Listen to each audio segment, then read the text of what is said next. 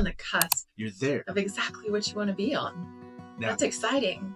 Right. Problems are awesome. Problems are awesome, right? Problems are your opportunity. Yeah. I loved when he kind of lit that up, and kind of I was like, oh, because I never thought about it.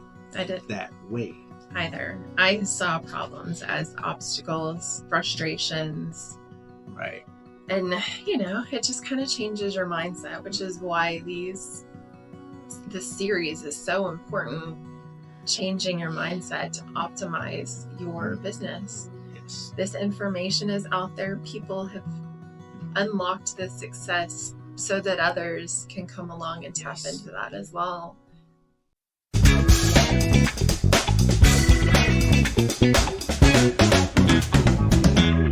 Bam!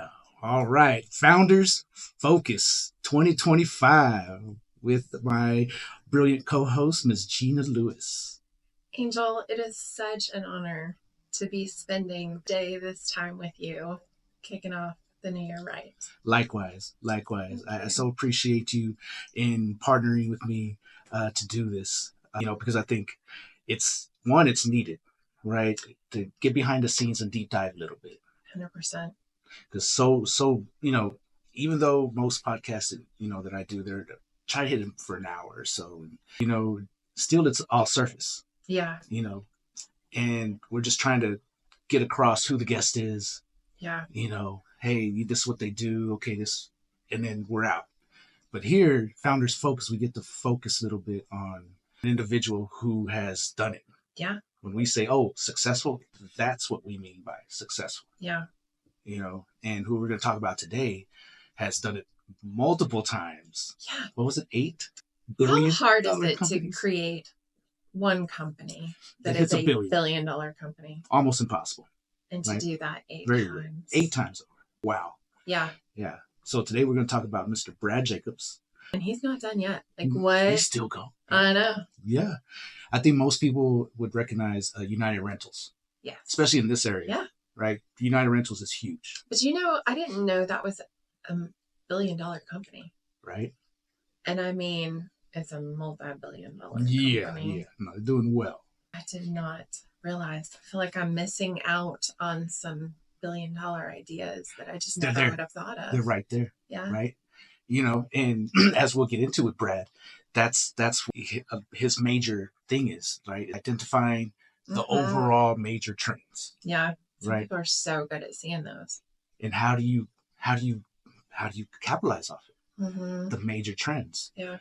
How do you look forward 3-5 years and not be in the industry that's going to get washed out?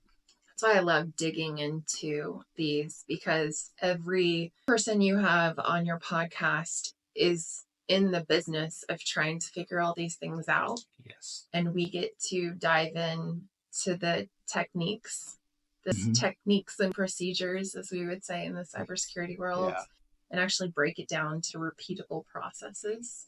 SOPs, operating procedures that people can actually leverage and use in their own businesses. And I've got to say, Angel, this series, we are on our third. This is second one. Yes. Second one. Second one, 1st of 2025. 1st of 2025. Yes, ma'am. And this has been life-changing for me already. So, Brad Jacobs, I'm just going to go on ahead and dive right in, if that's all right. He spends about 30 minutes a day meditating. Yes. I dug in a little bit more, not just the book that he wrote, but in his process of meditating. I just found that fascinating that he said that was one of the things that helps generate ideas. That's where some of his best ideas come from. And he spends about 15 minutes in the morning and about 15 minutes in the evening. So starting his day off right and ending his day right. And he tries to see inside of his brain, which I thought was fascinating. I've never tried to look inside my own brain. Yeah. And I've got disappointing news. I didn't see anything. I didn't see anything. I was like, what am I doing wrong?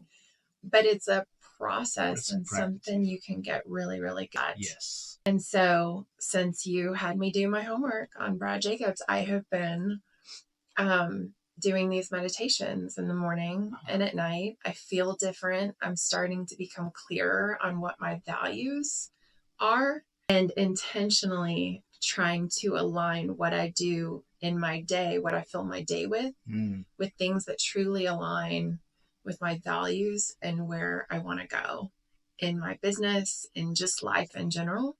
It helps you cut out a lot of the a lot of the waste. Yeah, like digging in down to the core.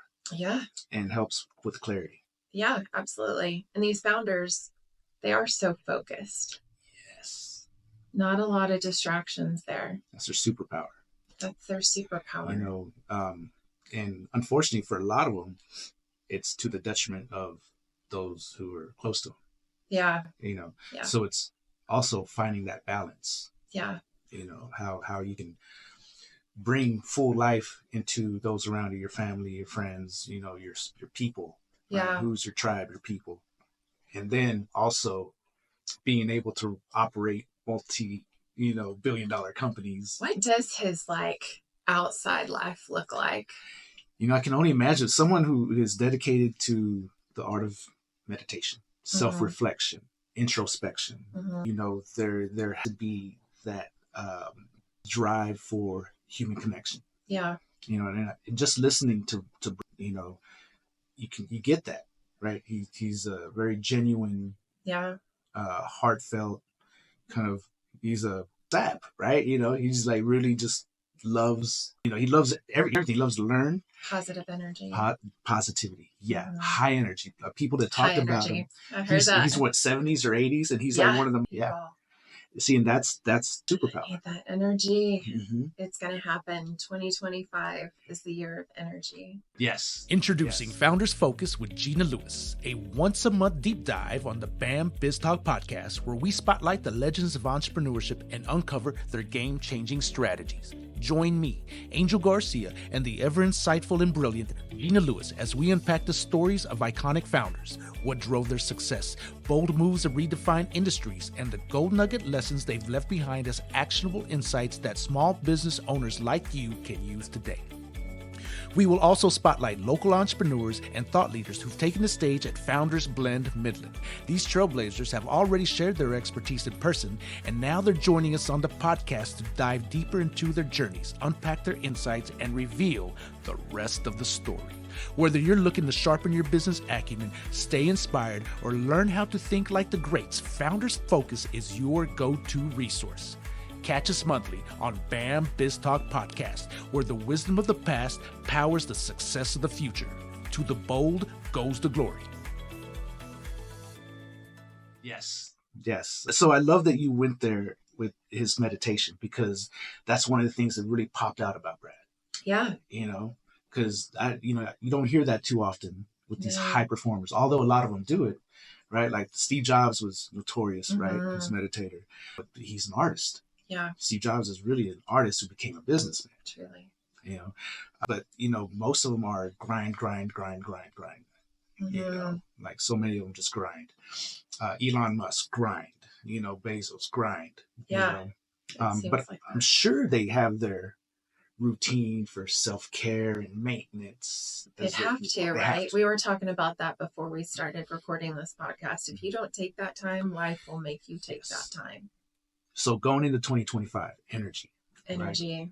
It is about that. You have to stack up that energy, and you have to maintain it. Yeah. Because right? you just use all your energy, then your body's going to shut you down. Yeah. You know, you're going to get burned out. And going into 2025, I think it is about, I like that energy, right? It's about the type of energy you carry forward, the type of energy you develop, that you cultivate, you nurture. Not just, when you feel like it, but it's maintenance, it's routine, day to day. Our great city of Midland knew this secret a long time ago. Our slogan, be the energy, and now it's, isn't it?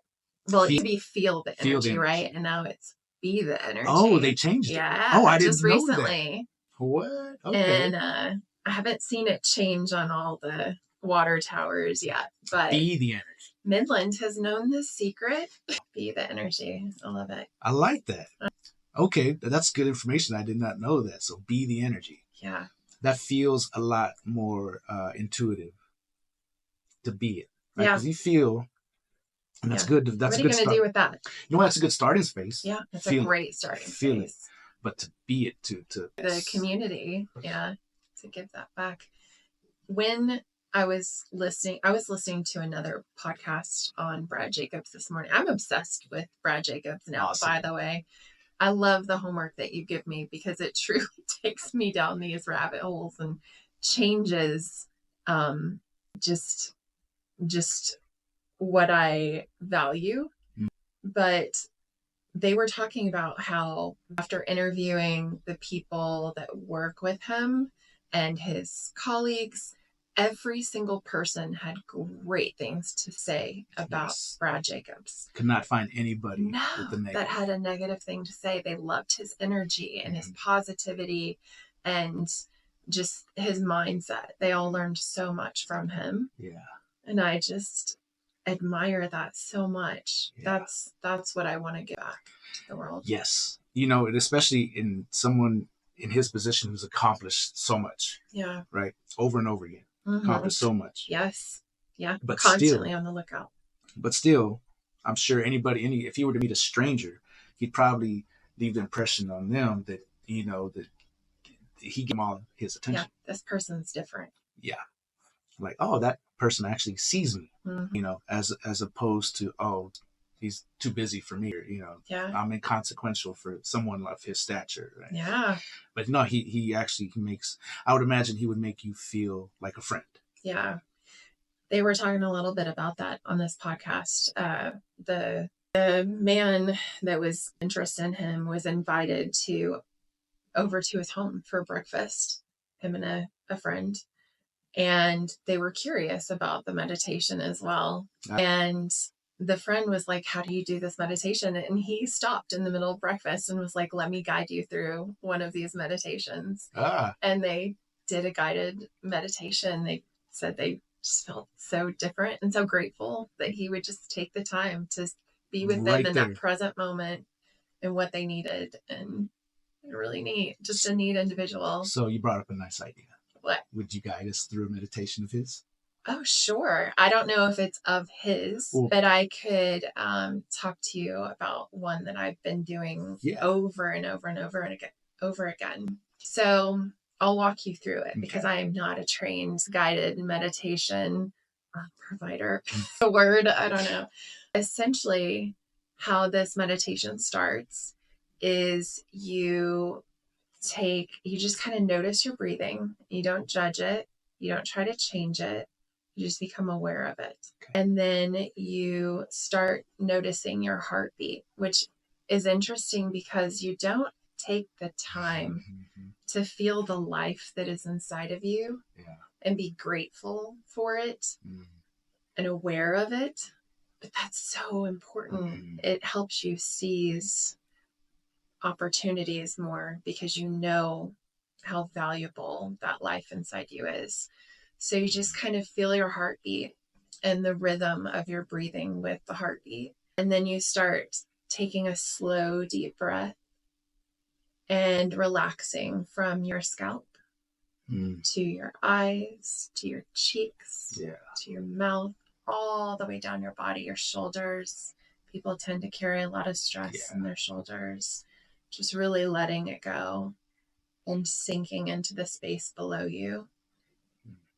And that's really interesting too. A lot of people are like, that's kind of cheesy. But when you are fully relaxed, those little things that can creep in and interrupt your meditation don't. You're just fully in the present moment and aware.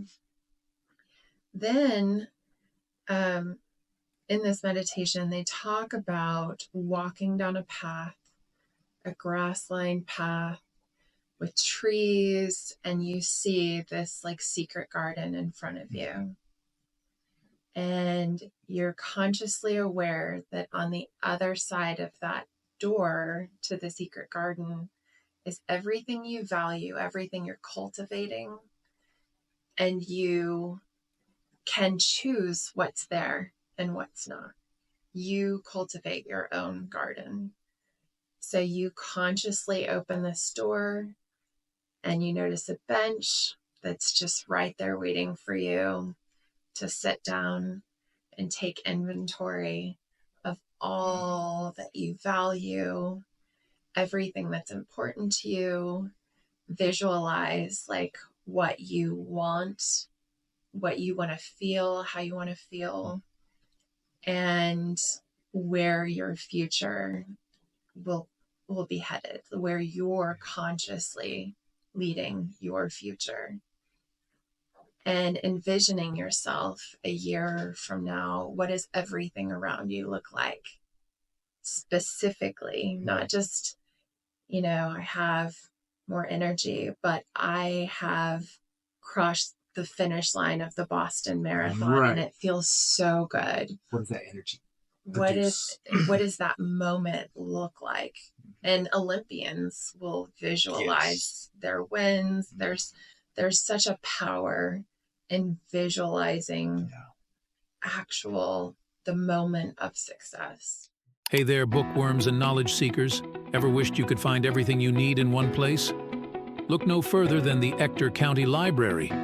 We're not just about books, though we've got plenty of those, from the latest page-turners to classic favorites. We're talking free high-speed internet, tech classes to boost your skills, and awesome programs for all ages. Kids can dive into storytime adventures, teens can hang out and study, and adults can join book clubs or learn something new. There's always something exciting happening at the library. So whether you're a student looking for homework help, a job seeker needing resources, or just someone who loves to learn, we've got you covered. Swing by your local Ector County Library and see what we're all about. It's more than just books. It's a whole world of possibilities. Ector County Library. Your adventure starts here. Your brain will figure out how to get there. Mm-hmm. Right. And as you kind of unwind through this meditation, you decide, what are you keeping in your life that does not align with these things? And how are you going to go through your day more aware of, this does not align? Mm-hmm. So I'm going to stay focused on what takes me where I'm trying to my secret garden. Yes. Brad Jacobs will envision what his thoughts look like as the energy in his brains, are the neurons firing? Does it look like light? Does it look like color? And he will see different things, colors that aren't typical colors, or he's really, really good at envisioning how the energy in his brain is moving. And I'd like to get better at that. Yeah. But this meditation, I felt like, was a really good start. That's a great start to dig into. Thank you for that. That's very vivid and it's beautiful. Because as you were going through it, I wasn't putting my garden together. Let me hear about your garden. Tell me about it. So I think this is a great time, right? Going to 2025 into my garden. Well, first thing when you said what's important to me, right? My daughter popped in my head, and at first approaching, I kind of pictured, in Wizard of Oz when it's black and white and then they go to open the door and it's all color. I love that. That's what I was seeing, right? I love just that. all color. I'm at the bench. My daughter's with me, and I have, then you can feel like my tribe is there, my people, right? Yeah. My mom, my dad, my grandmother, all my close family, and then it's my expanded people, right? Like, like you, like people that are in my circle. I made it to the garden. Well, you have to, people you connect with, right? Yeah. And then at first it was just like this big open space, but then as I sat there and you said there's a bench so I could take inventory, I was like, let me sit down and let me gaze at what my garden will entail, right? And I put there that there's a I didn't have anything. This is the weird part that I'm trying to get there. There's nothing. No houses, no cars, no. There's none of that. That's interesting. Yeah, because that's what I was kind of an expectation. Like, oh yeah, I'm gonna have all these things that I want. True. Not once have I thought about a thing. Right. There was material none of that, thing. But it was all in, and not even self accomplishments, but where am I moving the needle for my purpose? Yeah. How is my purpose being put forward? How am I getting myself out there to change the world? I know it's cliche and cheesy to say. You are, though.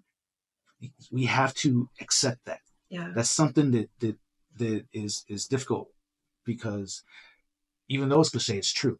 Yeah. Right? That's what we are here to change the world. We're here to change the world, right? And we can't do anything without thinking big like that. Yeah. Because anything less, it's why. Yeah. What then what am I doing here? Right? So there was like people graduating, Wow. I guess like leveling up. Yeah, in your garden. Yes. Yeah, like a garden that has vegetation, and then a flower pops up. Yeah. Right, and then multiple flowers pop up. They're blooming. And then fruit comes out. Yeah. Right. Wow. There's this fruitful, just kind of, that's what I want my garden to be. And translate that to real life. Is that the material? Does that convert into the material? That I was expecting. Yeah. Then am I able to get, whatever, material conquest, I guess. But yeah, that all comes. It all comes, right? Yeah. But the most important part is changing the world. And not getting distracted by those material things, because they aren't actually the garden. Right. Right. And I know this does sound cheesy. It can sound cheesy until you've unlocked the power of it. When I first started meditating, I was like, this feels a little weird. And am I going to be able to relax? Am I going to be able to let go? My first time doing this meditation, I would notice a little tension kind of popping back in, and have to, let myself just relax and focus. Now I'm a good relaxer. As soon as I start meditating, I'm like, poof. Here I am. Like, you just get good at it. And I can only imagine all these years of Brad Jacobs doing this, how locked in he is on his vision and his values, and what aligns, what does not, and cultivating that garden. Yes. It is a practice thing. Yeah. As you can tell already, which not even a couple weeks, right? Yeah, just a couple weeks that I've been doing these meditations. And your body is already saying, yes, I like that. This is what we do. Right. You're adapting. Yeah. So I've been teaching meditation for 20 years, right? I've been a meditation that's right. coach. And I run this practice to where it's a ground and center. Okay. Right. To where you were talking about earlier, where you let yourself sink. What do you call it? I like the way you said it. You just sink to the bottom. It's like all your tensions, your muscles, everything's relaxing. Your skins, your bones relaxing. All your nerves. You can trust and that support being there. Yes, because so often we feel like we're unsupported. Yeah. Right. But if you let yourself feel it, then. Sorry, I just had a visual of don't do this while standing. Well, there's actually standing meditations. Yeah, that's true. Right? That is true. So if you continue that thought where you just sink yourself, right, and you line your spine up, and you just sink down. Well, I envision what I teach is your spine goes down to the center of the earth. It's like a pool. You're grounded. You're grounded, right? It's fully down with Mother Earth, right? Secure. You are secure. Yeah. And you're grounded. So now that you're grounded, you're anchored in, now you can center yourself. And you can be perfectly still, but still sway because it's an internal thing. You're looking inside.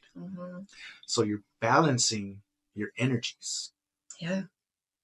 Right? Because our body is an electrical contraption, I guess I would call it, right? But we are made of water, electrolytes, right? That's, so there is an electrical component to us. Yeah, I think so. For sure. And so that those have to be, it's like current flow, water. So if you can visualize your grounding and your centering and getting that moving, getting your internal energies moving, right? They call it the prime meridian, because your tongue, so try this when you're meditation. Okay. You connect your tongue to the top of your mouth. Okay. And then when you breathe in, notice you're breathing, just breathing through your nose, because you suck. You can only breathe through your nose. Because you create that vacuum. Okay. So when your tongue is touching the roof of your mouth, you're closing the circuit of your prime meridian. Wild. And it is so much less efficient to fully live optimally when you're frazzled. And it's our life, the way we operate in society is frazzled. And if you don't take that time to kind of balance those energies, redirect the energies in your body and consciously align everything, you're just operating from a less efficient state. That's perfect, because that's static, right? When you have a signal, it's staticky, it's not, you're not quite getting it all. But if you tune it in right and you get rid of whatever's causing that static, the clear signal, it's like, oh, that's what it is. That's where we need to go. I bet you that's a lot what Brad Jacobs does, that the effect of his meditation practices is clearing the signal. Constantly clearing that signal. And when you look at, to be an entrepreneur, right? You just can't say, oh, I'm going to jump in this industry, fundraise $1 million. Let's do it, throw into it. Without making a clear distinction of that industry and where it's going, because as he says, there's industries right now, they're going to get toppled over, that he was considering buying big into, but he's deciding against, because in 10 years, technology is going to wipe it out. Wild. And along those same lines, he was saying every great business, successful business, has been on the cutting edge of not just the cutting edge of now technology, but the cutting edge of what's next technology, even if it's not a technology business. They're all technology businesses, technically. Is there a business that's not? Well, so I guess it's on our definition or level of technology. He brings up house building. That's a technology. You need technologies to do it, but we're still gonna have to build homes some way, right? Plumbing for those homes, right? We're still gonna be taking showers and brushing our teeth and cooking and washing dishes. So that's something that still has to be human. Even for, say, a meditation business, you still have to figure out the technology. How are you going to reach your clients, schedule your clients, let them know when you have availability, when you don't. There's still kind of a technology piece involved. I can't really think of a business where you would not, if you're really wanting to grow that business to a huge level, optimizing technology is the way to do that. Right. Every business has to. Leveraging. Right. The latest. The only one I can think of that really doesn't have to, unless they wanted to scale. Massive, massive scaling. It's like maybe a farmer's market, a farmer come to sell produce. Yeah. You just got to load up the truck and show up. True. Beekeepers. Yeah. Right. That's the same technology that they've been using True. for centuries. Yeah. To cultivate, beehives for honey. But if it's massive scale that you want, it's technology. There's really no way around. There's no way around it. Yeah. So in my own business, that's every single day there's a battle between, are we solving the breach that happened yesterday? Or are we preventing the one that's coming? And we have to make sure not to spend too much time looking backwards. Yeah. I don't know. That's a tough one, right? Yeah, it's a tough one. That's my entrepreneurial problem that we chew on a lot. I can see there's a lot of chewing, right? Because if breach happened yesterday, well, it's still in breach, right? Yes. It still has to get solved. You're on that treadmill. But Same what's time, coming next week? Yeah. And are you preparing for that? Wow. And making sure that doesn't happen. You'll always be on the treadmill because there's always something new. Yes. Right. Just because what created this breach doesn't necessarily mean it'll has anything to do with the future. Yeah. And Brad Jacobs talks about problems a lot. And he used to struggle with that. He went through, when he couldn't find yet another $1 billion business idea, he kind of went through a depression. That's right. I'm noticing this about these founders that we study, that when they're not always on the cusp of greatness, there's a depression that they kind of sink into.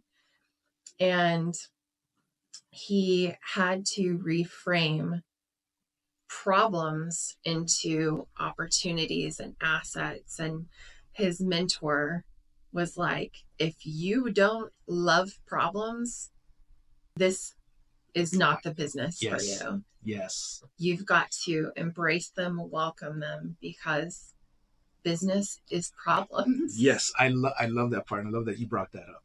Right? Because that's what entrepreneurs do. You're solving problems. That's what you signed up for. Yes. Solve problems. Yes. That is the business. Solving problems. Yeah. Because when you're solving a problem, you're not, like, if you're presented with a math problem, right?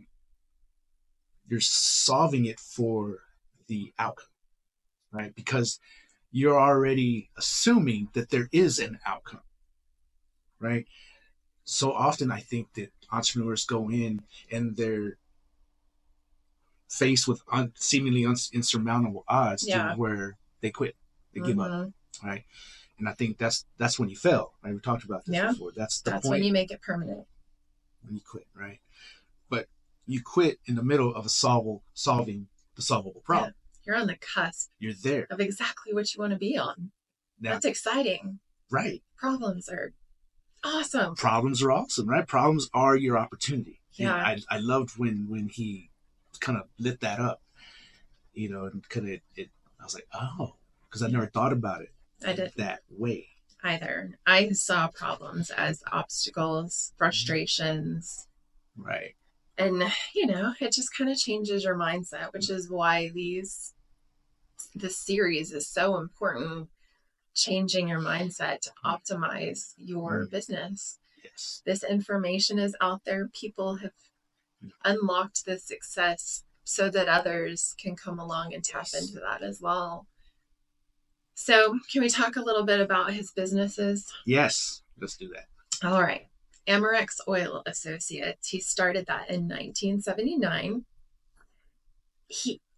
Get this.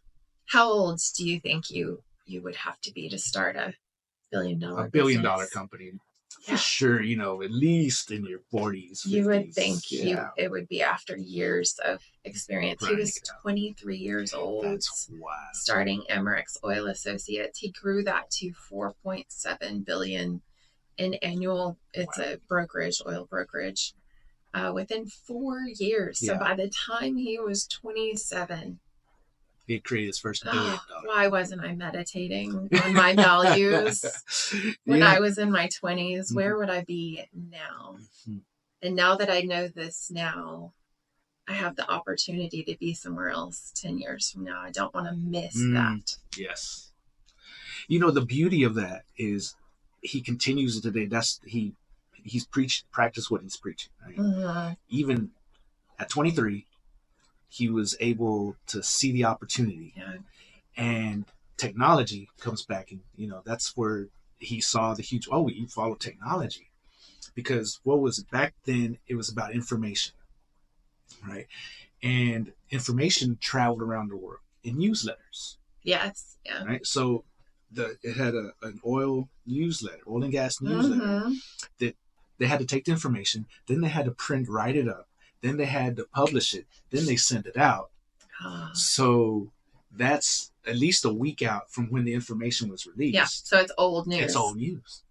So his technology that he bought it, he saw a company that was a software company in the industry that a lot of major players were using.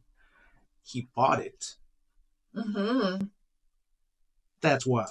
He bought it and was able to optimize that process. So they were always working with the latest information. And his competitors had a delay in their information just by nature. Genius. So automatic competitive advantage built in. And fair game. Yeah. It's fair game. Any one of them could have done that, but they didn't. And so for him to see that technological, staying at the forefront, cutting edge, taking advantage of it, implementing it, created him $1 billion company. In my line of business in cybersecurity, what that would look like is purchasing like a threat intelligence platform. We want to have the latest and greatest. We want to know what the latest and greatest threats are. We want to have that information and operate from that, or predictive intelligence platforms. What's the next threat that's likely to come out of historical trends? So in your line of business, what would that look like? That's a good question, because what we do is it's spread. It's not a niche, but I think if we were to niche it down, it's I don't know. Yeah, that's a great. That's a thinker right there. Hadn't sat and marinated on that one, but it just, these things give you something to think about and change the way you do business. Hamilton Resources. So he sold Amorex Oil Associates in 1983. Immediately went on to his next big thing, Hamilton Resources, in 1983. That was an oil trading company generating a nice, comfy $1 billion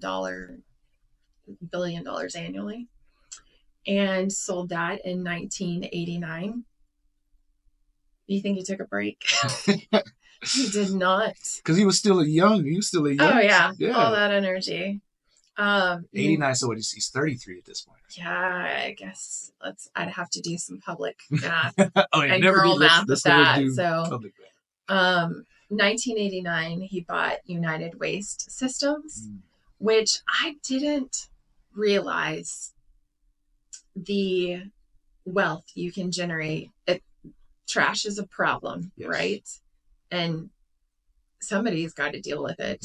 And it's always going to be there. That's always going to be a market for that. Well, United Waste Systems, he started that, and that was a solid waste management industry. He took the company public in 1992, so about 3 years after he bought it. And then he sold that for a nice, healthy $2.5 billion in 1997. So he's taken these things and almost flipping them, just growing them massively and then flipping them. And then did he take a break? No. 1997, he started United Rentals and still has that today, I believe. Yes. Which I also did not think about the market in rental equipment. Yeah, and that's an amazing story in itself because he had sold it. Mm-hmm. Well, yes, yeah. He had sold it early on. This is a fun story. Yes. Please dive into that. So he sold, I forgot the name of the company he sold it to, but in the middle. Cerebus, right. Mm-hmm. So like in the, when was it COVID? Or no, when was the 2007? Oh, okay. The mortgage crisis. Right? Yes. Yes. Yeah. So when that happened, they were in the middle of negotiations of, Cerebus had actually already committed. Yeah, already committed to it. Sign on that line. You'd think you'd be good, right? And he's good to go. He's going to go retire, celebrate. And they what do you call it? They redact or they default on the purchase. Yeah. He sold it for $7 billion in 2007 to Cerebus. They defaulted, and on that news, the stock just tanked. Plunged. Yeah. And so that's a problem, right? In business. You would think that would be a negative, but he capitalized on that.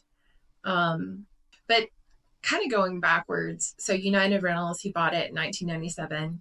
He grew it to the largest construction equipment rental within 13 months. So just to tell you kind of the speed at which he does things, he gets in and from probably before day one, he's growing this company that he's about to purchase. Today's market cap is about $38 billion for United Rentals. Wow. And he sold it for $7. Oh my gosh. What a great opportunity missed. Yeah. To you would think that that's a failure. And I think somewhere along the way he said, some of my greatest accomplishments haven't been from what I did. They were what didn't happen. Ah, yes. Yes. Yeah. Perfect example. Yeah. Right there. So he bought it. Let's see. Well, he was going to sell it for $7 billion. It's now worth $38 billion, which is a $31 billion difference. Yeah. Wow. Yeah, it's amazing. I'd like to have some of these problems. So, yeah. And I think something else that he mentioned there, and there's only one way he could do this. He surrounds himself with great people. Yes. Team. He builds good. He's obsessed with great people. Yes. And I think most great entrepreneurs, they have to have great people around. Yeah. I think you can be distracted quick. Yes, right. Like only 8 players, right? People who want to get ahead. They want to press. They want to advance. But then also not just advance, but make sure that where they're at is good. Yeah. It's taken care of. That everything's the way it's supposed to be and as good as it can be. Right? As a team. And I think people like Brad Jacobs, when he puts his teams together, he knows that they're going to take care of what he's putting out there. Yeah, they're A players. They're going to want to grow that business as if it's they have ownership in that. Yeah. But all his teams have been successful. Yeah. Right. What is that? I think a part of it is him. He attracts them, right? But at the same time, he's got to know who he's putting together. I think that's a skill in itself, because that's hard. It is hard. It's very difficult. I struggle with that a little bit. I see the good in people. Yeah. And so when I will say, I worry that I struggle with that. But everyone that I've hired in the past, and I know people think this stat is unbelievable, and I've heard this from a lot of other leaders, that there's no possible way you could have hired all amazing performers. Every single person I've hired in the past has blown my mind with what they are capable of doing, what they bring to the table. And it's just fascinating to see those people come into their own greatness and run with that. That's amazing. Yeah. But I do worry that, For sure. is this going to be a good hire? They may not have had experience in this area, or maybe this is too big of a chance that I'm taking. Yeah. They've all pulled through and all delivered. Yeah. So what are some of the questions you ask her? What are the qualities that you look for when you're making those decisions to hire somebody?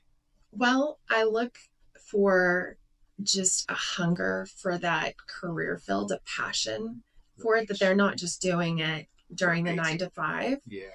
That at the end of the day, they're still like, what threat actor is, the prominent threat actor? What industries are they targeting? They're still kind of thinking or digging or reading on the subject. I'll ask them, like, what books are you reading?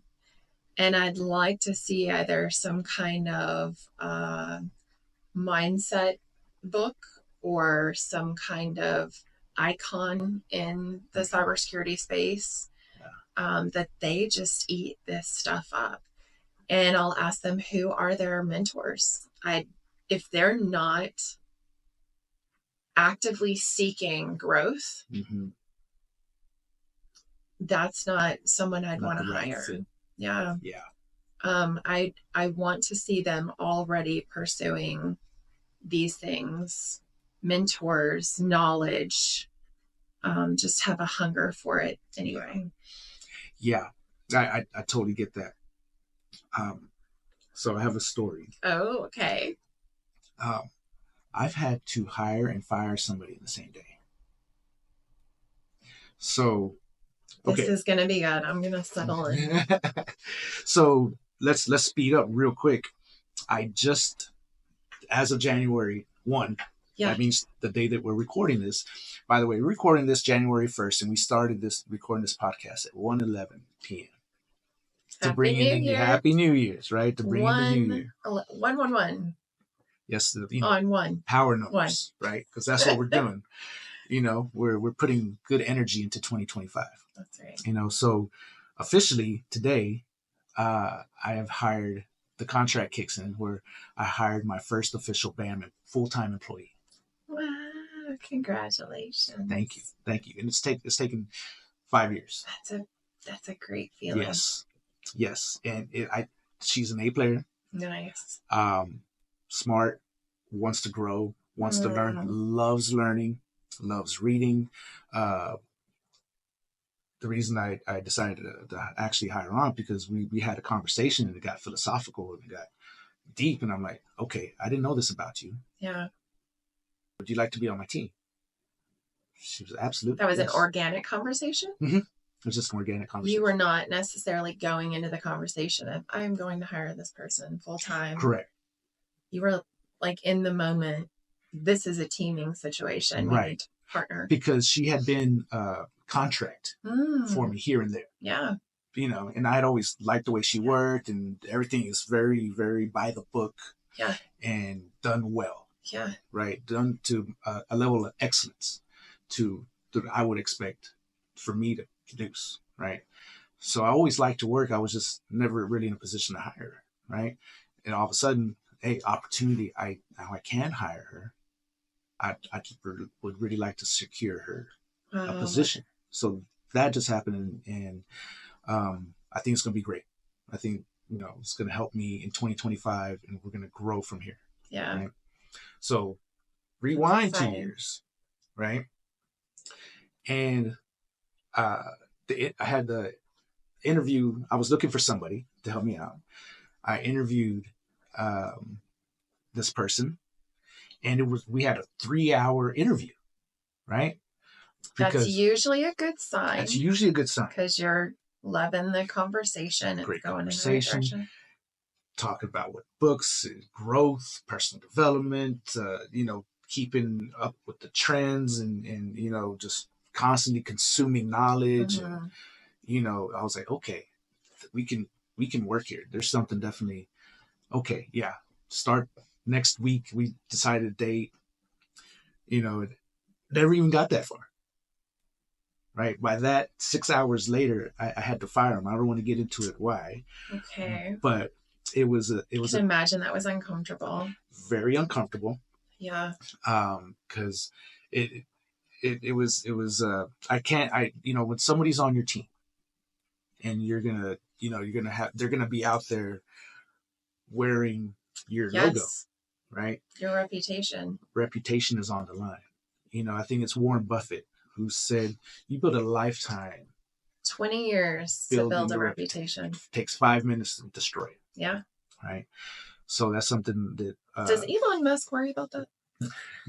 I don't think so. I don't think so. That's what came to mind when I heard that. I was like, there are some founders that aren't so worried about reputation. Yeah. And it's operating. Is it optimal? I don't know. Yeah. But you're right. That reputation is so important. And, some people really struggle with those types of decision making, decisions that they have to make. And if you can't relentlessly be like, this does not align with my business, we're cutting it. It's just not going to be optimal for your business. You have to be comfortable saying, this is not the right fit. This is not the right direction. That's okay. And that's okay. Yeah. Yeah. Yeah. Because it's the more authentic you are. Yeah. Right. And I think that's a big piece of this, right? Like being authentic and being able to have that conversation, the candid, right? It's the nice versus kind. Yeah. Don't be nice, but always be kind. I like that. Because being nice kind of means that you're pleasing. You just want to please others, no matter what the situation. Oh, well, I didn't want to say anything because, no. You can say what you have to say. Just be kind about it. Just be kind. Just be human. And it is truly a kindness, too, when you recognize this is not the right fit. This does not align. I want to free you up to go find your optimal, career or your optimal passion. And it's a gift, truly. Yeah. When they have that freedom to go find what really aligns with them. 100%. Because it does go both ways. Yeah. Right. If it doesn't work for you, how is it ever going to work for them? And on the flip side, from an employee perspective, it's hard not to take that personally. Yeah. Or it is a problem, and those problems are opportunities to be embraced. Yeah. And it's a gift. So there's always points of growth, for both sides, right? But from an employee perspective, okay, I'm not the right fit here. Yeah. Okay. And it's going to hurt, right? It's like, oh, wow. Like, got rejected. Like, oh, right.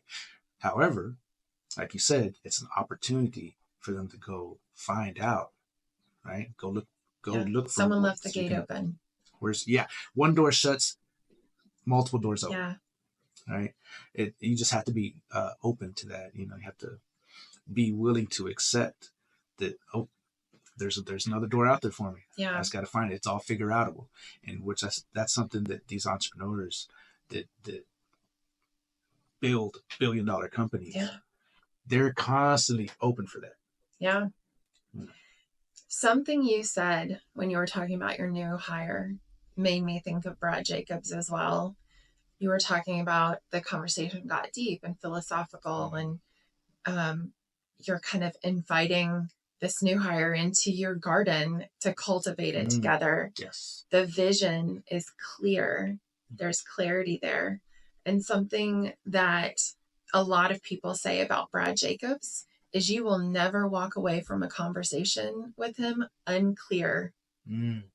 There's always clarity. He puts a lot of thought into how he presents things, and he makes sure that the vision is clear so people can clearly know where they're headed. Yeah, that's very important, right? It's very important because as the top dog, top brass there, yeah, that if there's not clarity at the top, yeah, it just gets muddied water. Yeah. So that's a good way to look at it, right? There's lots of vibrations, and it's kind of janky if it's unclear, and it creates the muddy water, right? But if it is just a steady clarity flow, then everybody's on the same page, everybody's connected, we're all using the same language. Yeah. We're when we talk about something, we're able to pick it up, and everybody just kind of intuitively is able. That's what makes a great team. Truly. That the unspoken part of teamwork. I think that's what really moves organizations along and allows them to scale.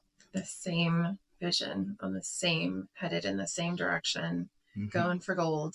Yes, clarity.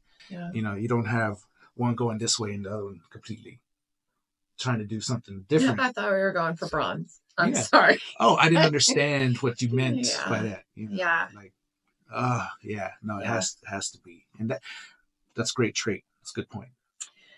So a note that just popped up while we were talking about this is Brad Jacobs emphasizes mental clarity and positivity in turbulent environments. You're not going to have steady waters all the time. They can be clear though. Yes. They can be turbulent, but they can be clear. And so that positivity and clarity going through turbulent times that are inevitable. Yes. Because it's going to happen, right? The ups and the downs are going to happen. And to have that clarity is going to definitely help get through. Yeah. I was going to mention something earlier, and you were talking about prioritizing top talent, and Brad Jacobs relentlessly pursues the top talent. One thing that I thought was interesting is he stresses it's okay to pay for that top talent as well.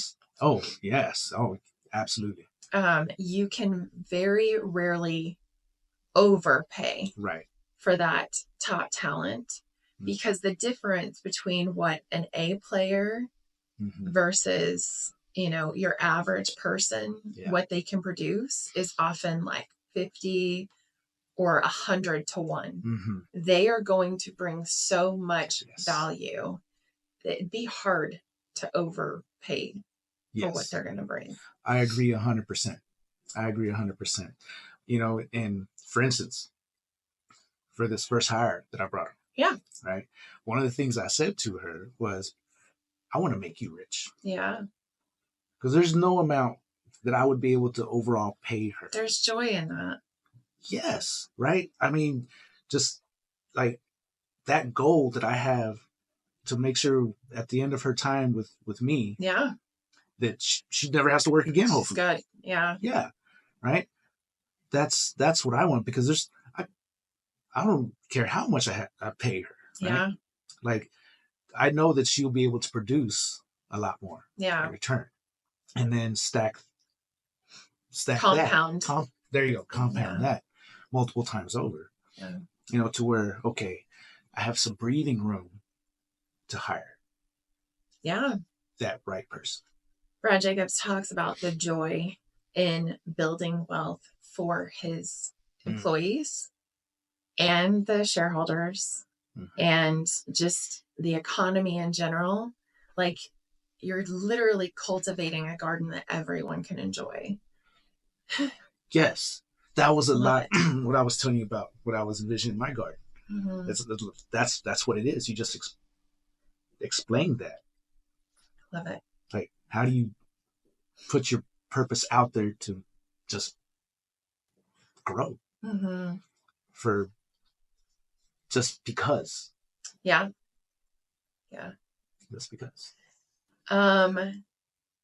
He does talk about watching your costs. Absolutely. Which all founders are like relentless focus on efficiency. Yeah. I know Bezos is big on efficiency. uh, as a lot of founders are, but cutting cost does not come into play when you're talking about top talent. Right. That's completely separate. Completely separate. Spend there, Mm-hmm. cut costs other places. And I think to make it make sense is that no matter how much it is relative cost, right? So say one position, industry average, you're paying them $50,000 a year, Mm-hmm. right? But I want the A player, so I'm willing to pay them $150,000 a year to do that same $50,000 a year that most anybody can just do. Yeah. Right. But that $150,000 is actually, it's not $150,000 in total value. Right. The value of it is that 50,000, like you said, 100 to 50 or 100 to 1 differential output. Yeah. So that 50,000 person might bring you in, say, 500,000 for the year, right? But that 150,000 will bring you 500,000. Exactly. Yeah. So that's where to invest. Yeah. So actually that is efficient. Yeah. That's much more efficient than pinching pennies. Than hiring 20 people with $100,000 salary who are producing 20 things when you could hire that one that's producing 20 things. Yeah. And they do talk about as the org scales, you can't have all A players. It's impossible to have all A players. I would disagree with that because I feel like my teams have been all A players. But as the org scales, you may have to bring in some B players, and you kind of have to watch out for that because B players love to hire C players. Right. So I thought that was fascinating. And it just studying these types of things, it just brings so much awareness to my business, things to look out for. And I think there's such value in that for our community and the people who listen to these podcasts. It's just a little thing to watch out for that maybe you wouldn't have known otherwise. So, Brad Jacobs, we were talking earlier what I look for in hiring people. Yes. Brad Jacobs looks for superior intelligence. So does their mind just operate on another level? And can they view issues from multiple perspectives? Are they stuck in just, there's only one perspective? Can they take multiple perspectives and conflicting information, which is inevitable? You will have conflicting information, multiple perspectives, but can they take all of that and arrive at an economical solution? Right. So you have to be able, superior intelligence, right? That's dangerous, like fire, because they can be very, very narrow. Yeah. Right. That's where perfectionism can be a problem too. Yeah. Can they take in new conflicting information and rearrange their perspective? Can they change their mind? Yeah. That's something that I've heard about Bezos, right? He's very dogged, but if you can bring in information, he will change his mind. Yeah. He can easily pivot. Much like Brad Jacobs here, he operates. That's how he operates. I'd like to think that I operate like that. If I have new information or somebody can bring me information, they said, no. You don't want to do that. You want to do this because of this. I was like, oh, yeah. Let's do that. Yeah. Right. Because if I was stuck, no. This is how we're supposed to do it. This is the way it's always been done. This is how we do it. Yeah. You're not gonna get out. Entrepreneurs and small business owners, are you searching for ways of taking your business to the next level? BAM is your answer. We specialize in crafting high-performance marketing strategies that put your brand front and center right in the palm of your customers' hands. Not only can we create a premium website full of features that optimize your social media and digital marketing presence, but we ensure that your brand gets multiple views from your target audience and even those visiting your competition. BAM is your go-to solution in the Permian Basin. But we're not just about digital and social media marketing. We're a one-stop shop offering a spectrum of services, including business mentorship, strategic planning, market research, and access to capital. That's right. We can get you funding to expand your business. With BAM, you're not just getting a service, you're gaining a partner committed to your growth for the life of your business. So why wait? Kickstart your journey to success today. Call us to set up a free consultation and discover how BAM can help your business soar above the rest. 432-247-8840. Call today and get your business launched. The BAM Biz Talk podcast is brought to you by our sponsor, Pachuco's Restaurant. Craving authentic and eclectic cuisine in Midland? Well, Pachuco's has you covered. Located in downtown Midland at the ever so legendary and iconic historic building at 316 North Big Spring Street, Pachuco's blends rich and unique flavors in a conveniently pleasant and vibrant atmosphere. Enjoy the highest quality barbecue, savory tacos, burgers, and a variety of other mouth-watering dishes that reflect the spirit of a true Pachuco cuisine. Real, authentic, and just plain different. Check out their menu at www.pachucos432.com or call 432-218-8806 to inquire, or better yet, just show up and get your shine on. At Pachucos, where heritage, exquisite taste, and hospitality come together for an unforgettable dining experience. Pachucos, Midland, Texas. Now back to the show. Another thing he talks about looking for in people that he's going to hire along the same lines of can they pivot is ambition. And one question that I love to ask is, what does your future look like in 5 years? When I'm hiring people, where are you 5 years from now? Yeah. I get you're interviewing with me today, but what's your 5-year? And that can be tricky because I do believe ageism is a problem in just how we hire sometimes. Yeah. And I have run into this before where I've interviewed someone and they're like, I'm retiring in 2. And the people above me did not want to hire. And I was like, this person still, they've got goals. Yeah. They are ambitious. I think they are not going to go out with a fizzle. Right. They're going to want to end their career on a high note. I think this is a great hire. So we ended up hiring. They were great. And I don't think they retired in 2 years. I checked back in with them. I think they're still at it, trucking away. But I do like to look for that they are not just thinking about today, that they have vision. Right. Have goals, something to strive for, something to get them out of bed in the morning. Yeah. I think that's probably one of the most important aspects. What gets you out of bed in the morning? What drives you? Right? Your why. Your why, right? I think, where Stoicism originated from, who made it popular anyway, Marcus Aurelius, right? He goes over, there's this one passage where he's talking about that his bed is so warm and comfy. He's the king of Rome, right? Why does he have to get out of bed? Why do you have to? Yeah, you're the king. Like, have someone bring your breakfast. Yeah. What do you need? But he talks about the struggle of him. Like, this is very nice, and I would love to stay in this warm bed.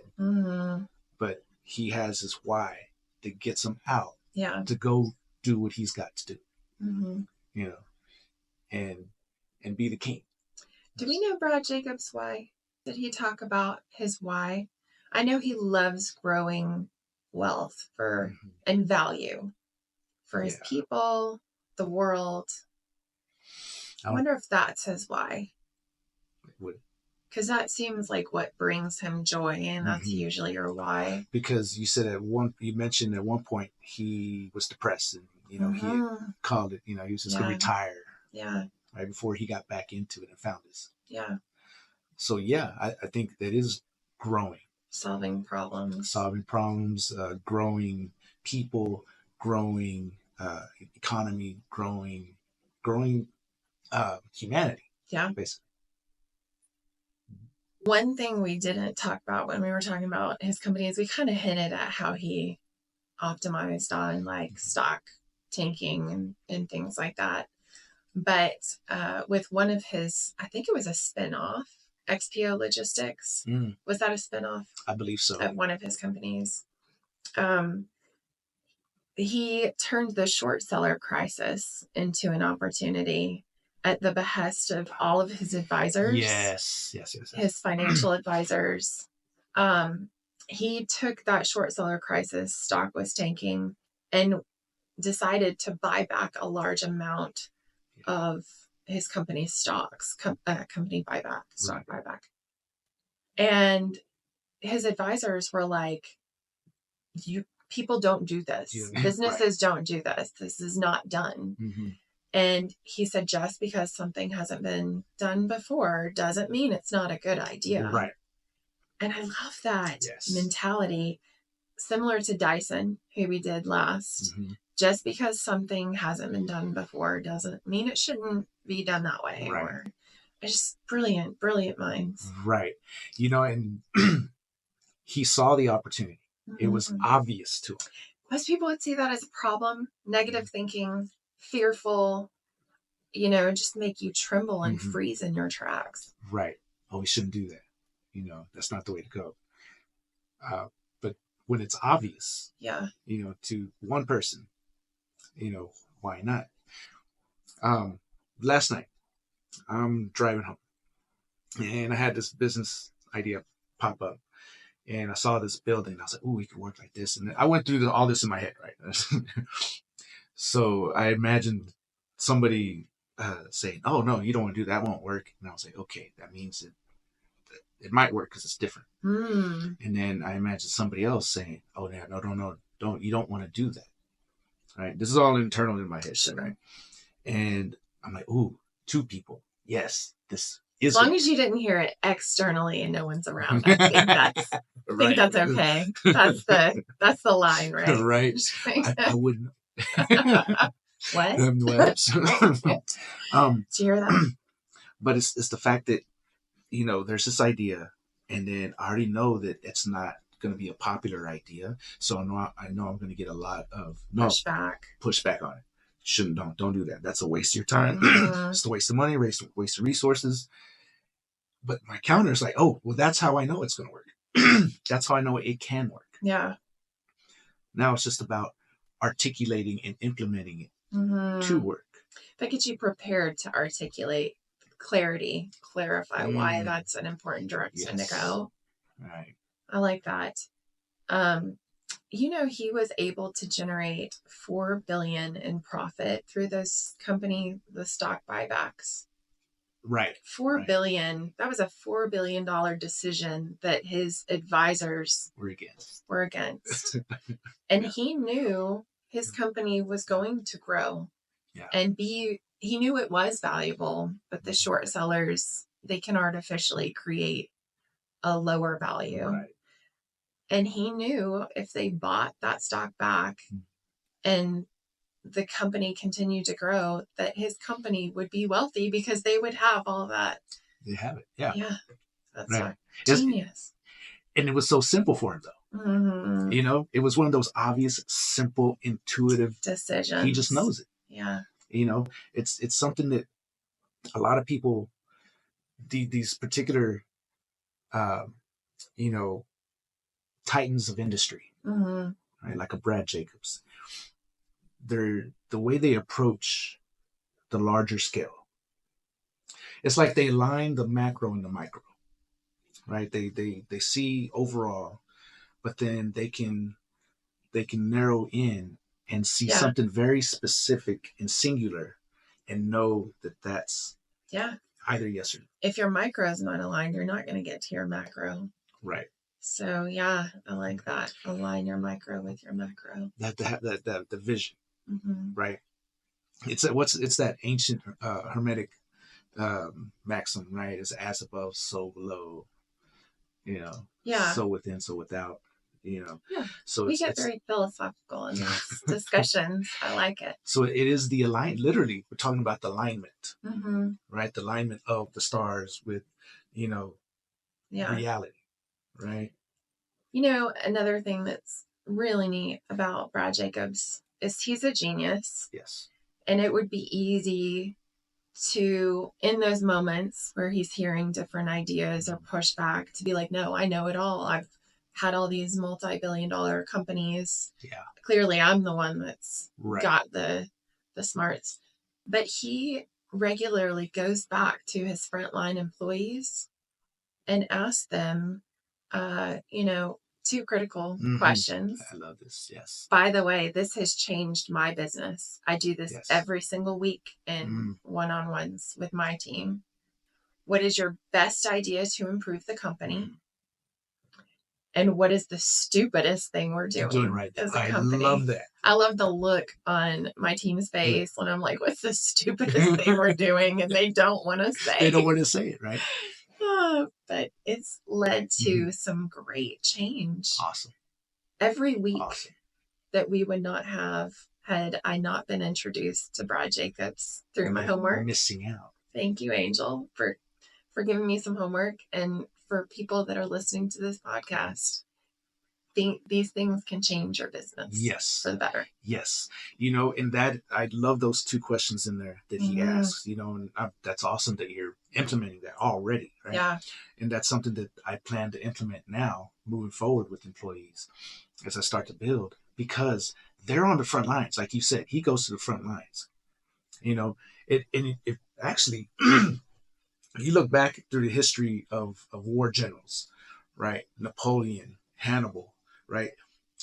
These are the top generals that were right there with their men. Yeah. Every step of the way. They didn't sit in the back and just call out commands and let them go. They were up to date on what their men were feeling, what they were going through, what they're experiencing. So, there's such value in that. Such value.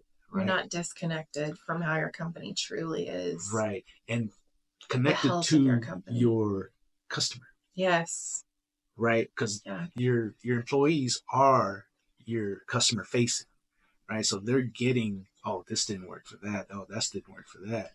Oh, you know what? We could improve this. But most employees are just going to keep it to themselves because, oh, well, they know what they're doing. Yeah. That's true. That's not my place. Absolutely. I think it's natural to feel like it's not my place to tell the owner of what they're doing wrong, right, or what could be done better. Right. But I will say, in our first week of asking this question, don't judge, because, we all have periods of growth. But when I said, what's your best idea to improve the company? There were some great ideas that came out of that. I'm going to keep those close to my chest. But what's the stupidest thing we're doing as a company? When we go out and seek opportunities, we will manually review thousands of postings of opportunities. And it's hard to weed through that in an efficient, fast manner. And so it takes time to go through that. There's got to be a better way, right? That came out of what's the stupidest thing we're doing as a company, wasting all this time fumbling through these opportunities. So we're pulling in the opportunities faster, but being able to say, this truly aligns with what we're good at. We know this customer already. We have history. So that's worth some percentage points. Just little valuations that we can add into that. Yeah. So you're utilizing technology. Yes. Right. On the cutting edge. Cutting edge technology. And that's something that Brad Jacobs was a bulwark on. Absolutely. Right. And he actually said something in his book that is AI is the mothership of the future. Right. So AI is the new technology. Right. The mothership of the future. Mothership. It's going to take us places. It's what holds everything else of the future. It's birthing the future, right? So industries, every industry is going to be affected, right? Some industries are going to get wiped out. Some industries are going to get extremely minimalized. Brand new industries are going to be created. Yeah. Or industries are going to be completely remodeled. Different from what we envision right now or have right now. Right. So I think, we've had this discussion about AI before, but to see it through the eyes of somebody who's built $8 billion companies, right? And he's the one talking about it. $8 billion companies, yeah. That's the wildest saying, wild. Right? Because I've never heard of Brad Jacobs before. I didn't hear of him until this. Yeah, I hadn't either. Assignment, but I'm obsessed now. Yes, right. What a great person to be introduced to. 100%. Who do we hear about all the time? Right. Bezos, Musk, Jobs, Gates, right? Buffett, right? And back in the day, Carnegie, Rockefeller. Yeah. Right. Did they build this many billion-dollar companies? Brad Jacobs is he's like that. He's like a. I think they're working on it, Bezos. Oh, they're working on it for sure. Yeah. And they're very They've capable. Got some things going on. Absolutely, they're 100% capable of it. The speed at which Brad Jacobs does these things. Yeah. Why isn't he mainstream news? Right. I think it's coming. I think so. For my psychological breakdown of him, he is extremely humble. I believe this is his first book. You're right. Yeah. His he life just put himself out there. Yes. Right. In his 70s? Yeah. He's very reserved almost in a way. But if you were to meet him in person, eccentric. Yes. Energetic. Right. To where maybe he realized, what, my story is valuable, can be valuable. Yeah, to put that out the there. Broader purpose. And I'm pretty sure he didn't write this book to make money. So, yeah, he didn't need it. Right. It's for us. Yes. Yeah. 100%. I love that. And he takes joy in that. Yes. Just those two questions alone. How many weeks would we have been trudging away in our business, clicking next page, searching through things? Right. Had I not had just those two questions gifted to me by a Brad Jacobs and Angel Garcia telling me to study this person. Such a gift this series is for business owners. It really is. Because it is gold right there. Yeah. To see through the lens of somebody who's been extremely successful. Yeah. Along the same lines of us talking about really knowing your industry and us studying these founders, because we are in the entrepreneurial business of studying entrepreneurs.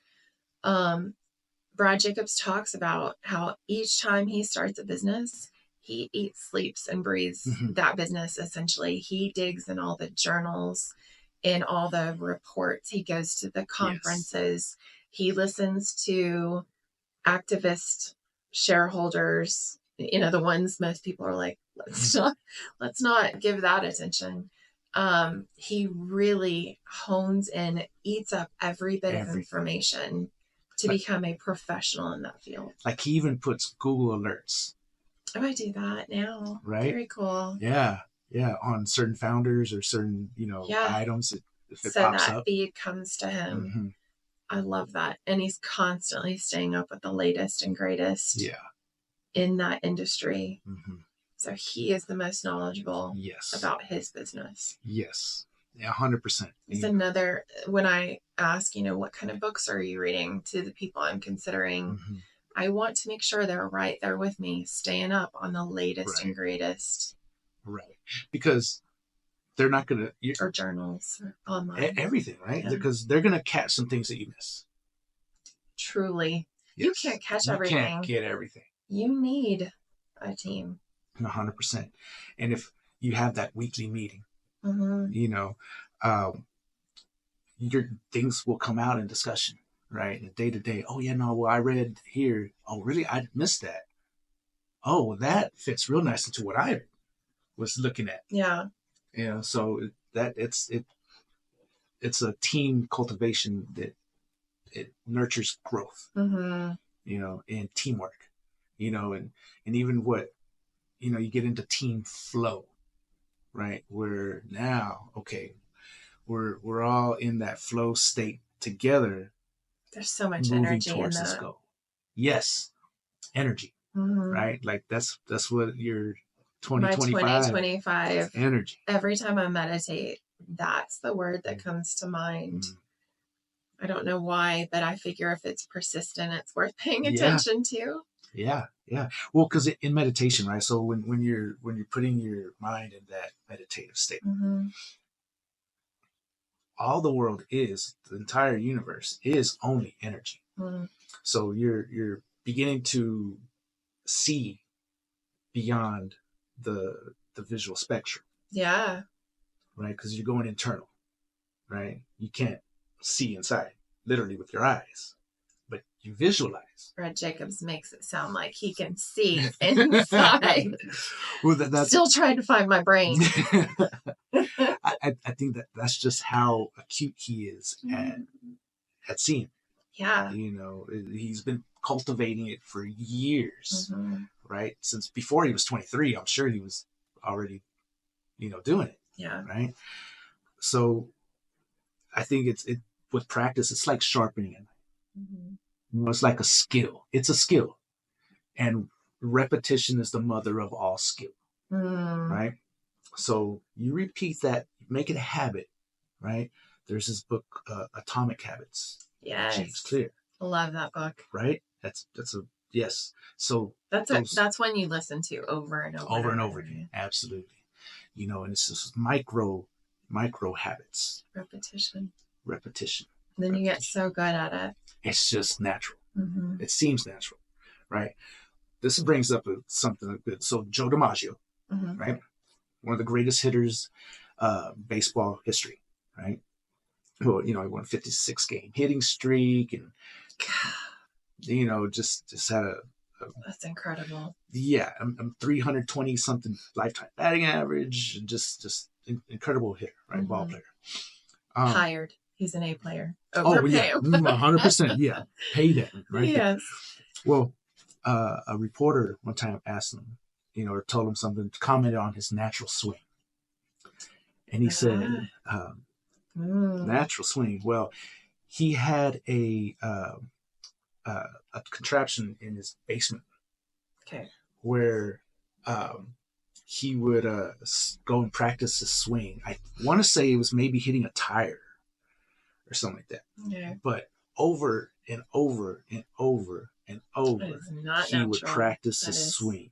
Yeah. To perfect. He made it look natural. It looked natural. It became such a natural. Yeah, because he just came out, because the preparation was the actual the practice, the preparation. That's the goal. The game was just the game. Yeah. It's like businesses are to Brad Jacobs. Like, another $1 billion company. It's just a habit at this point. Because he's done all the prep. Yeah. And he continues to do the prep. Right? Repeatable process. Like right now, he was talking about in his book, going into what am I going to do next? What's my next big $1 billion project? And he's looking through all these industries, but he's saying, well, you got to look at the major trend coming on, you know, because AI is changing everything. Yeah. It'll tell you where to go. And it's not so much that it is AI, but what is AI going to produce? What is the consequences? What are the benefits? You know, what are the outcomes of having this generative? The new opportunities that are going to be out there. Right. You know, you don't want to invest in something that's going to get wiped out in 3 years. Yeah. Or 10 years. Right. Where is technology taking us? So where's the smart? The ability to see into the future, not just the now. Right. It's a skill that those mega founders have. Right. Speaking of that, the key takeaways, you know how at the end of the Dyson episode, we were kind of breaking it down and being like, okay, so Dyson has these key elements that if you want to be an extremely successful business owner, these are some things that you should have: that dogged persistence, the ability to see things differently, difference for the sake of it, those types of things. So the takeaways from Brad Jacobs, the adopt first principles thinking to uncover unconventional solutions. What's a simple way to say that? Okay, say it again. Adopt first. Yes, thinking differently is the prerequisite to big things. Okay. So, like the first adopters, right? They can do first principles thinking. So like from the basics, the fundamentals, the fundamentals. Yeah. To uncover unconventional solutions, just because it hasn't been done that way. So, looking at things differently by breaking it down, by staring at that brick to get into the writing flow. We talked about that on the last episode, that when Hemingway would have a block, break it down to the fundamentals. First principles thinking. I'm guessing that's what that relates to. I think so, because again, I always got to take things back to baseball for some reason, right? So, I like it. In Little League, we were a pretty good team, but we weren't clicking. We weren't winning, but we knew we could win because we had won before. So the coach, which happened to be my dad, we stopped being fancy.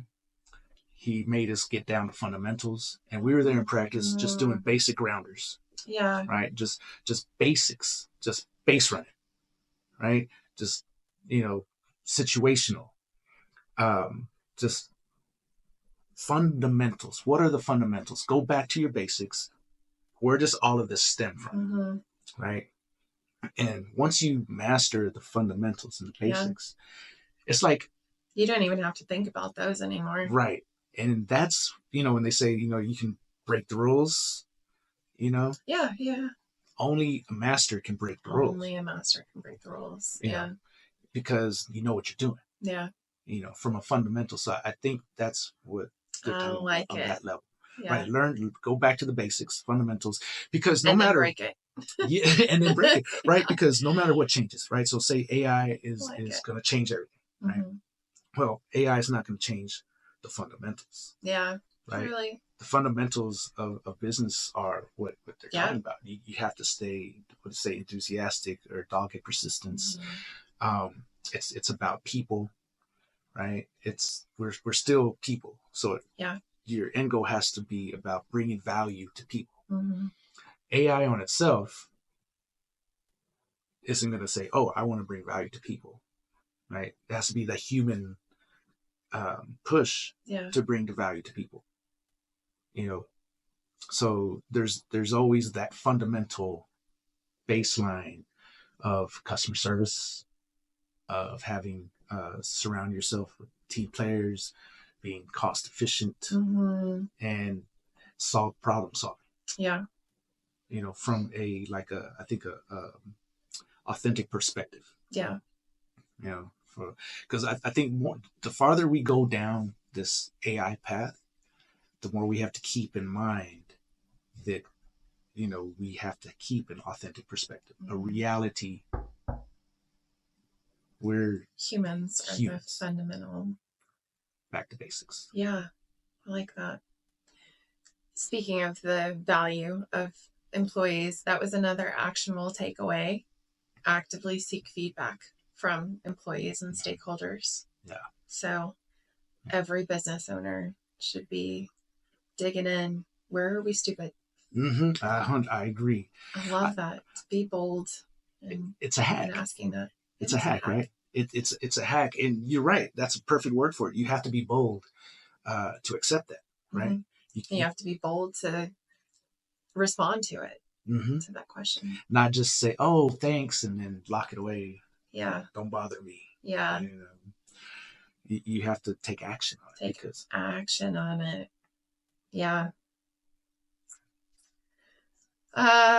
Focus on hiring and retaining exceptional talent. That was another one of Brad Jacobs' actionable takeaways.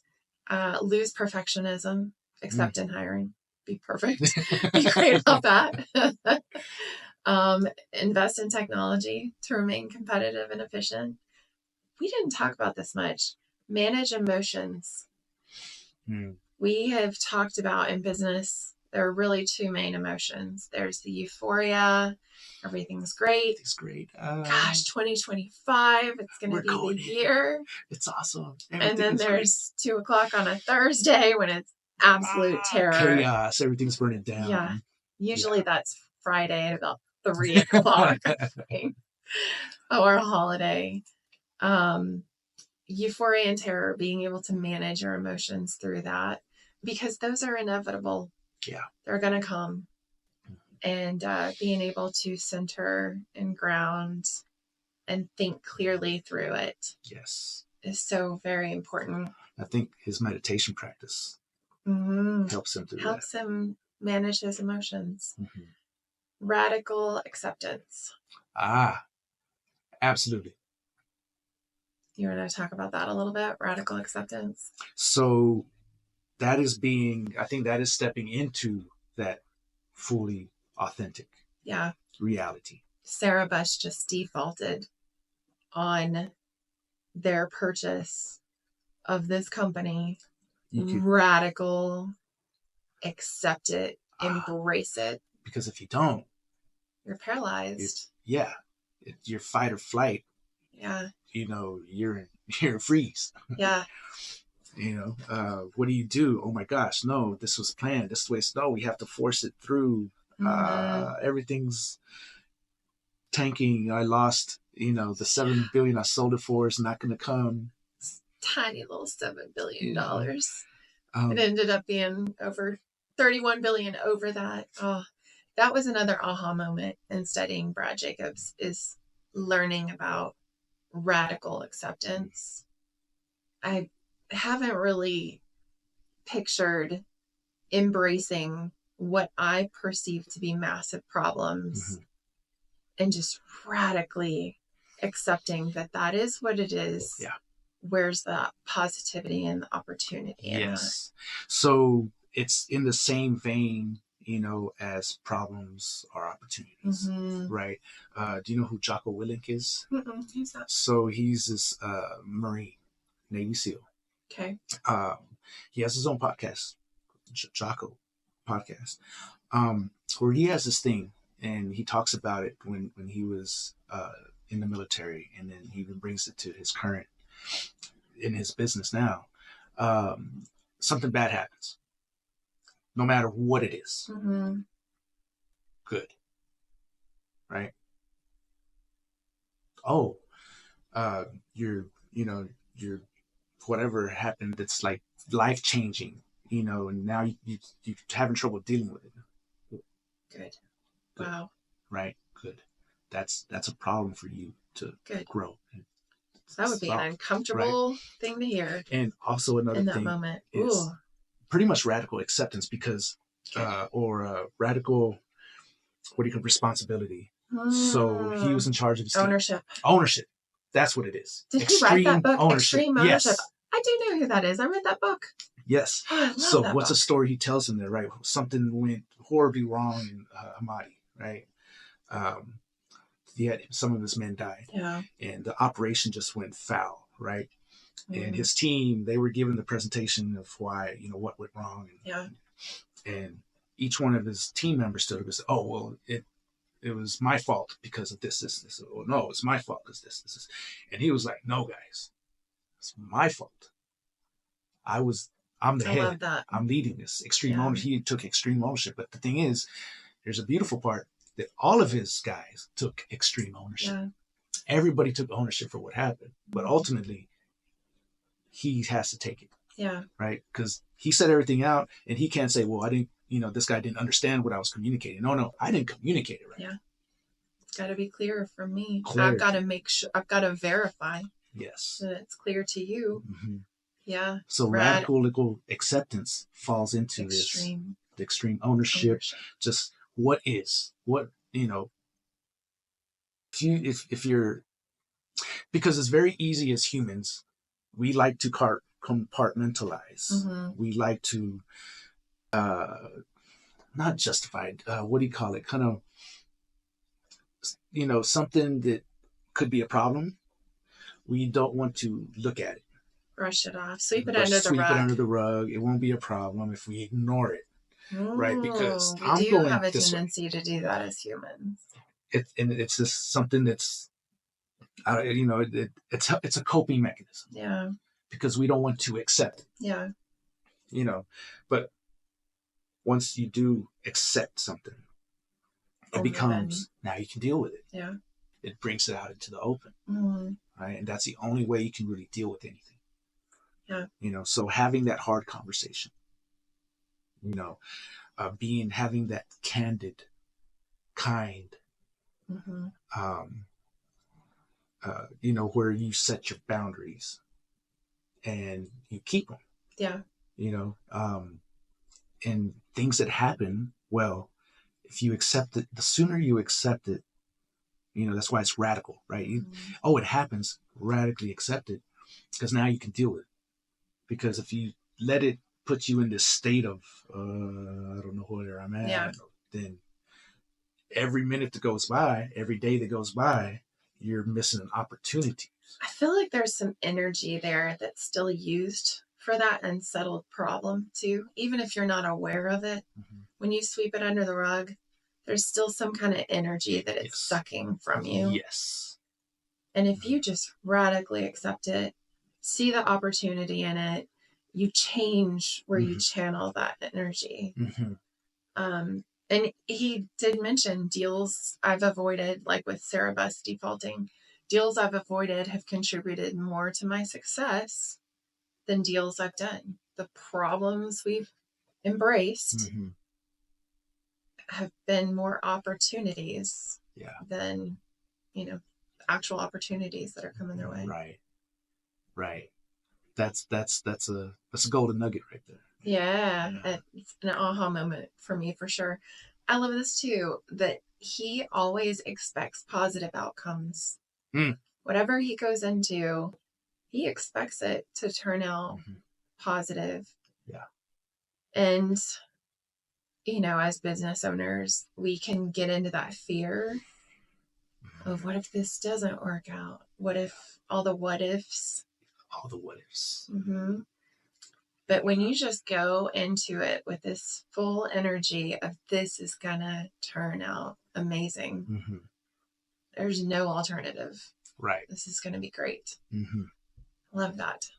That's like, you know, it's the focus again, right? It's confidence, yes. It's, you know, doing your homework, right? Knowing, having all these factors, doing the most that you can on all these different levels. Yeah.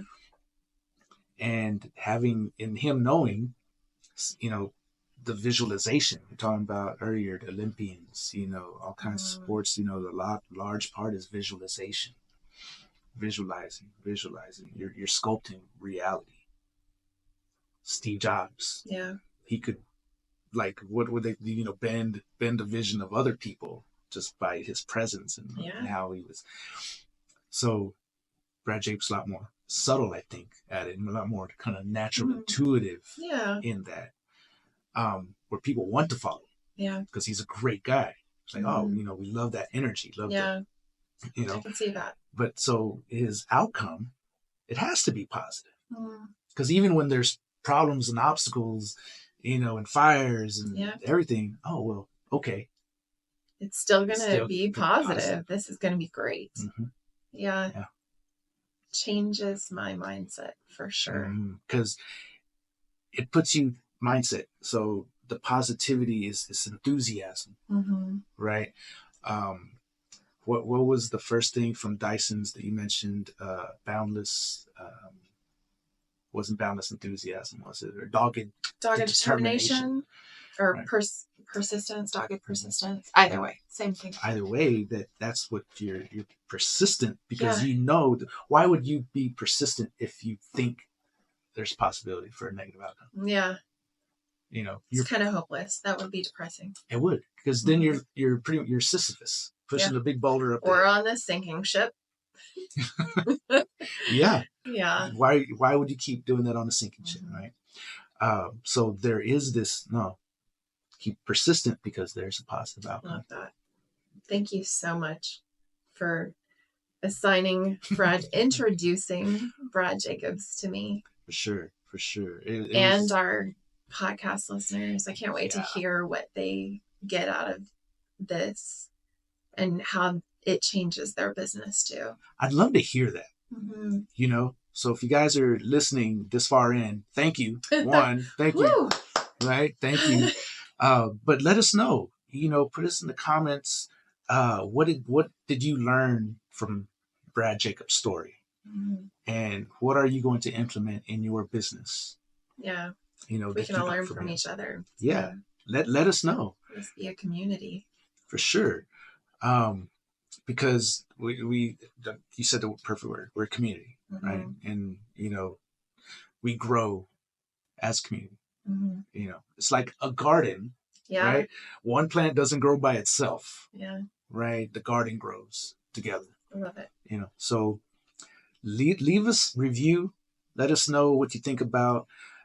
Who else would you like for us to deep dive on? Who should we know? Yes, that we don't know now, and what books are about them. You know, because we're bookworms. Yes, clearly. and podcast worms. Yeah. You know, so we love to learn. And if you're a geek like us, let us know. Yes. You know, because surely there are more of us out there. Oh yeah. Right? Oh yeah. No, they're really. I know. I've met so many of them, and I love hearing little nuggets from people. This has made a difference for me, or this has changed my life, and being able to support them and their businesses and build a garden together. You know, I think that's a good place to end it. You know, build this garden together, go into 2025 with that garden building energy. Garden building there energy. We go. Come on. Write a song. Gonna free rap to it. Oh, that'd be cool. Yeah. We should do that one day. Okay. Challenge accepted. Uh-oh. No, but Happy New Year's to everybody. Happy New Year. Yes. May you take 2025 by the horns with that positive garden growing energy. The best year yet. Yes, because you know, we're just getting started, right? That's right. Let's go. Well, thank you so much, Miss Gina. Thank you so much, Angel. Yes, ma'am. And we'll see you guys on the next Founders Focus.